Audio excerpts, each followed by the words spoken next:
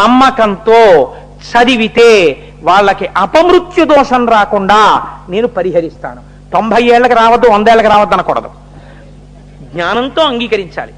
కానీ అపమృత్యు రాకుండా ఈ చంద్రశేఖరాష్టకాన్ని చేస్తే వాళ్ళని నేను రక్షించి తీరుతాను అన్నాడు. పాపం మా అమ్మ, ఇవాళ మేము ఇలా యుద్ధాయంతో ఉన్నామంటే ఎన్నిసార్లు అనారోగ్యాలు వస్తే, తల మీద ఒకసారి పాము దూకితే, ఓసారి ఈత నేర్చుకోవడానికి వెర్రి వెధవనై నూతులో దూకేస్తే, ఇన్ని తప్పు పనులు చేస్తే ఆవిడ ఎప్పుడు మంచం మీద పడుకోబెట్టి చంద్రశేఖరాష్టకం చదువుతూ విభూతి పెట్టింది.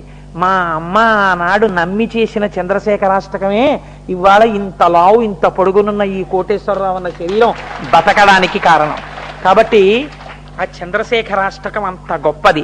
అప్పుడు శంకరుడు అన్నాడు, ఈ చరితం బెవ్వరుగా ఈ చదివిన వినిన మిత్తి నెట్టి చిరాయు